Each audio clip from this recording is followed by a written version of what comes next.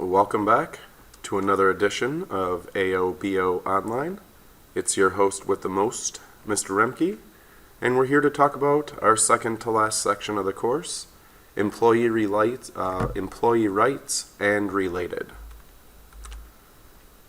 So in this section, we're going to just do a little overview of a few little topics related to employees. So we're going to talk about Wisconsin and federal labor laws, workers' compensation and unemployment insurance, a little overview of some employee handbook policies, a little investigation into customer service and ethics in the automotive repair industry, and then we'll end this out in automotive credentials and ASE. Most of this will be kind of just a brief overview and awareness. You do a little bit of research on some of their websites just to poke around and see what details they have, and we'll kind of move on. So our first topic we'll cover is federal labor laws. As a technician, definitely if you decide to be a business owner or manager, something that you would need to know. So the Fair Labor Standards Act, FLSA, established laws related to minimum wage, overtime pay, hours worked, record keeping, and child labor.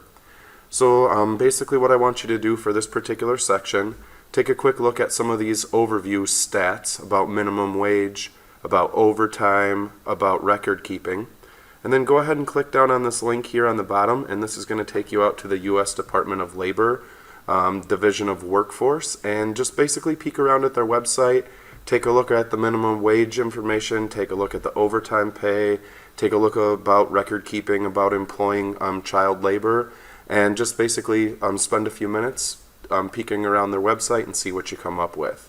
When you're done, come on back and we'll continue this discussion about labor laws. So after a little digging around on their website, just as a good little note, there's definitely a lot of laws that make it safe and and fair for employees that are basically hired in the United States, that there must be some standards we must all follow. So as a business owner or a manager, if you are going to do one of those two jobs, you must learn about these labor laws and comply with them. Otherwise, you could have some hefty fines. One of the kind of odd things that you will dig into is part of the record keeping section. It is required that employers post this particular labor laws and standards, and a lot of times what employers will do is go to a company that makes these labor law posters. This one happens to be for Wisconsin specifically, about the $30 range. And this, if you have a qualified business with the proper amount of employees in it, you would be required to post this yearly with all new updates so employers could know their rights and clearly easily be able to see it. Not a huge cost, but something you'd have to think about as a business owner. You're going to have to pay for these each year and make sure that they're current. Not only do we have federal labor laws that we must know as an owner, as an employee, definitely as a manager, but we also would need to know Wisconsin state labor laws. Wisconsin state labor laws are governed by the Department of Workforce Development, and they are going to really mirror the federal labor laws and then add in specifics for our states.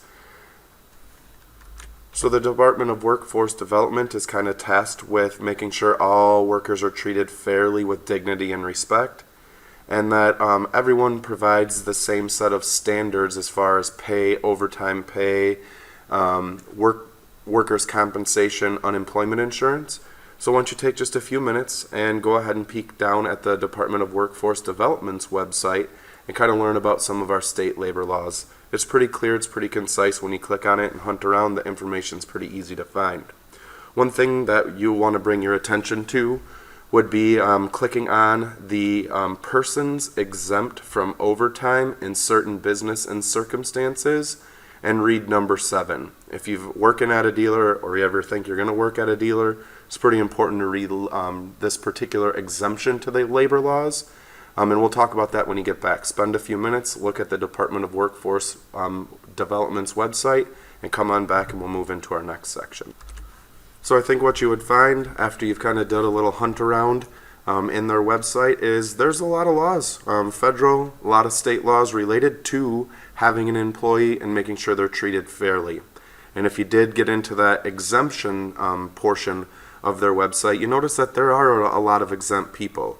Agriculture, federal employees sometimes were on there, And then basically if you read that number 7 statement, it basically said anyone working at a new or used car dealership that sells those products all the way down to technicians, salespeople, parts people that called out in there, that you are truly exempt from having overtime pay. Most employees, if you work over 40 hours in one consecutive week, you would be required to be paid time and a half for anything over 40 hours. But unfortunately, dealership employees, they are all exempt.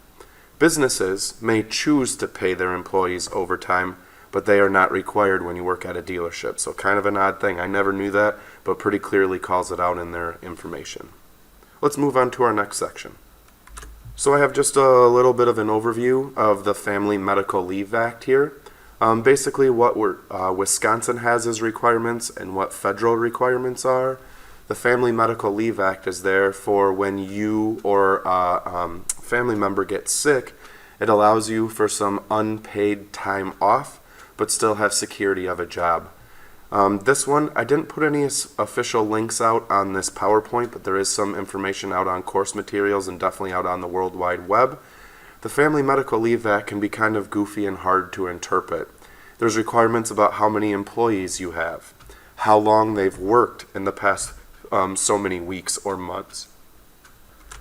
It unfortunately leaves some gray areas about how to get approval and how to get this processed. It's kind of specific to each individual business as they go, but kind of nice to know that if you do work in the U.S.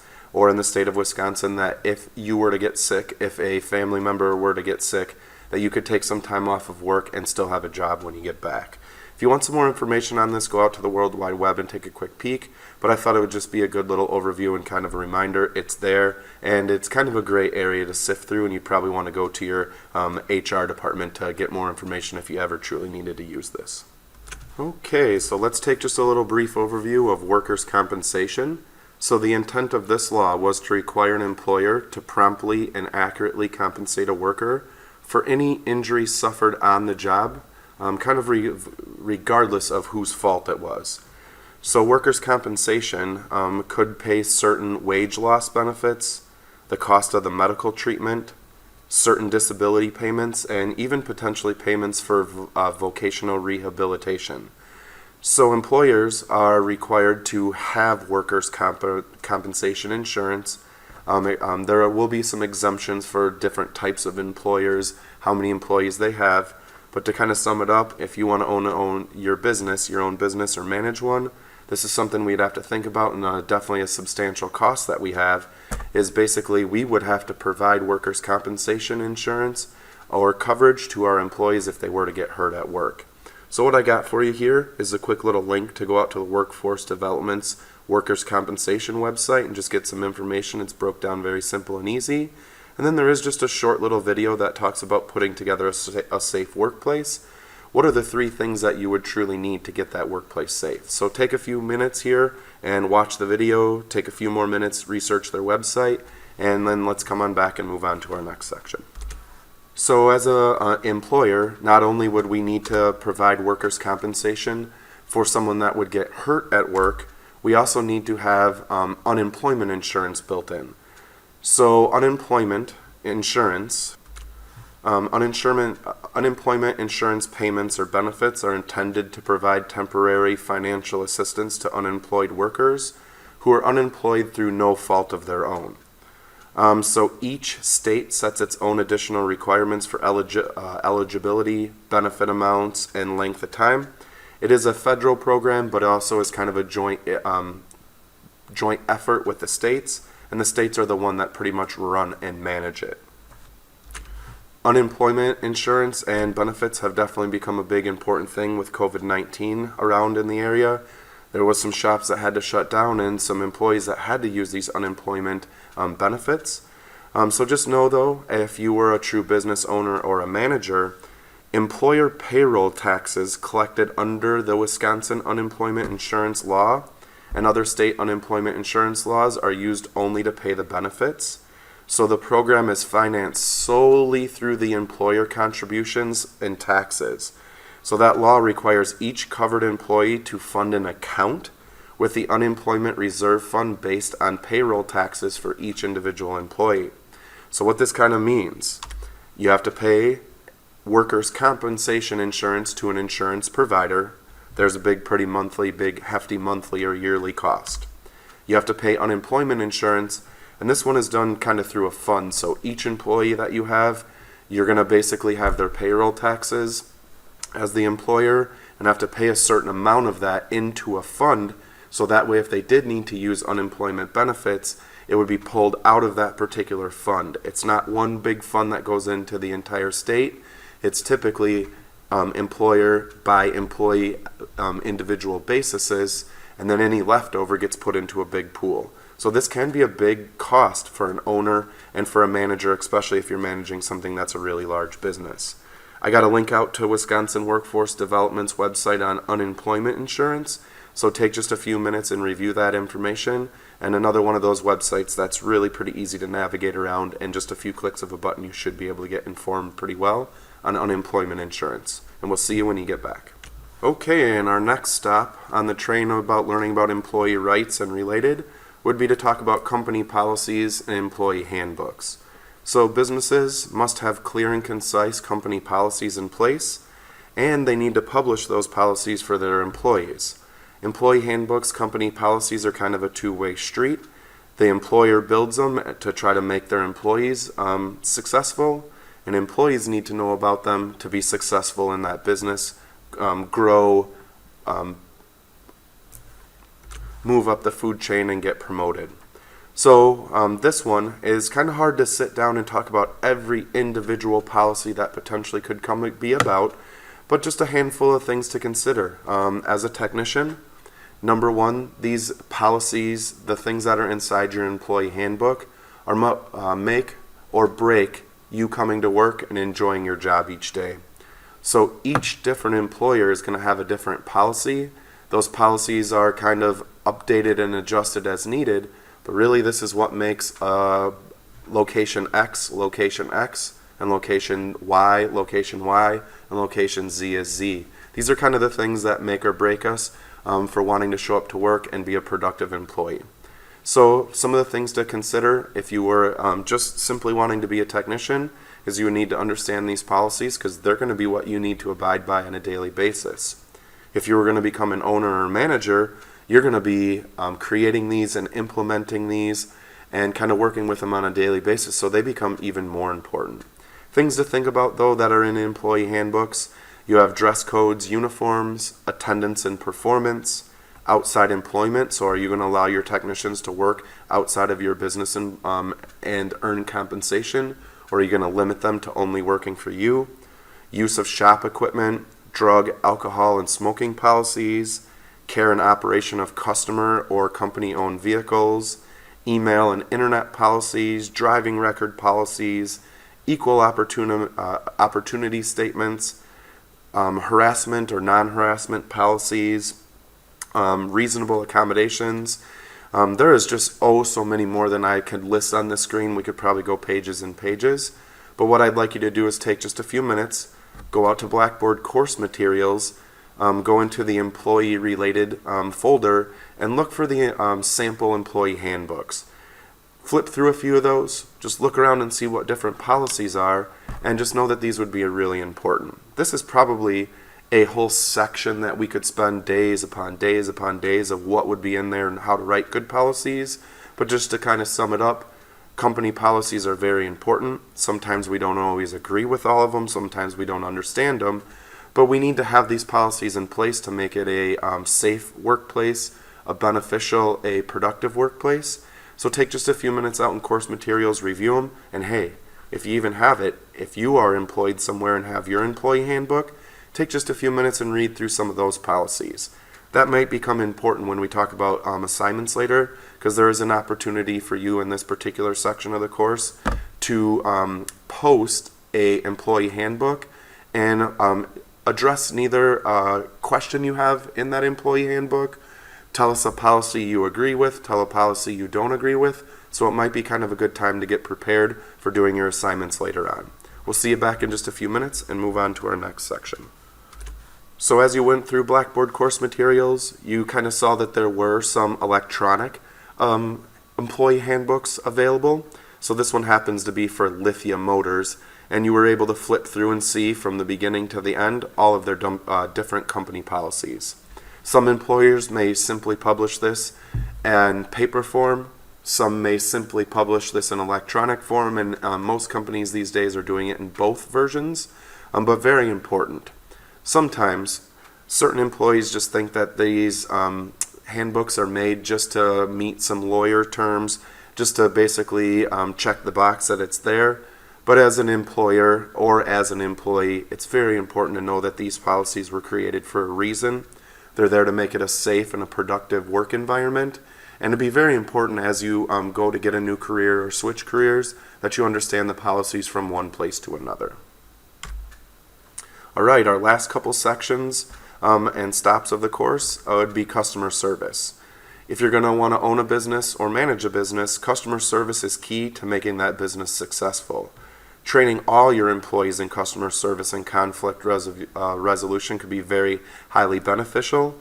And just know that most of your service advisors and managers, the people that are dealing with the customers on a daily basis, will probably receive more extensive training than, say, technicians or parts people.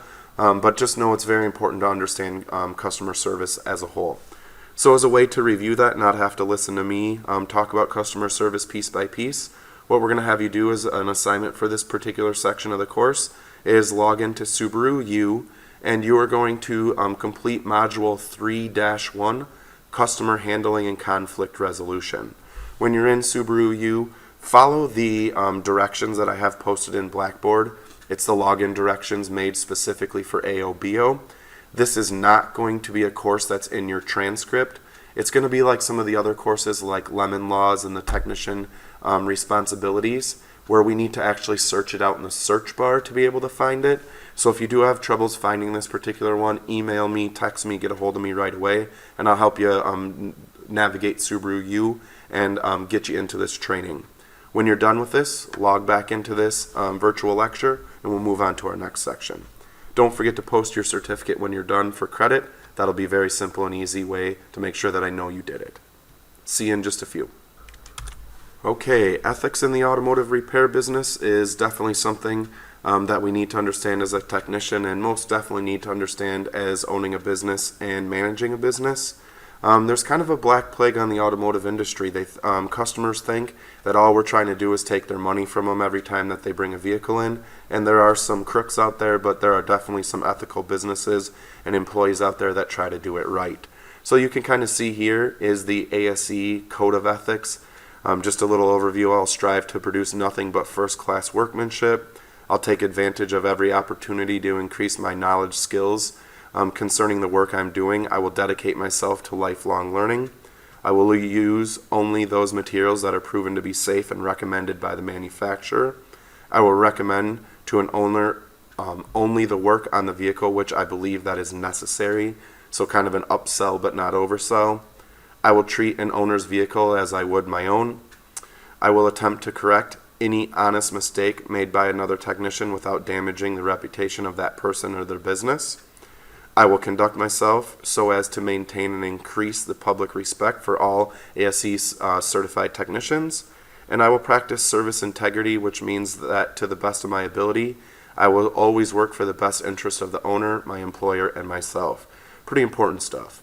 As another way to kind of review ethics in the automotive world, what we're going to have you do is go ahead and log into SP2 and complete the short module about ethics and you in the automotive industry, and kind of just show you as a whole, ethics are pretty important. If you're going to own a business, you would want it to be ethical and help build your customer base. So take a few moments here, log in, complete that training. When you're done, come back. We have just a couple more stops in this particular section of the course. And as always, when you're done with this SP2 training, don't forget to submit your certificate to Blackboard for credit.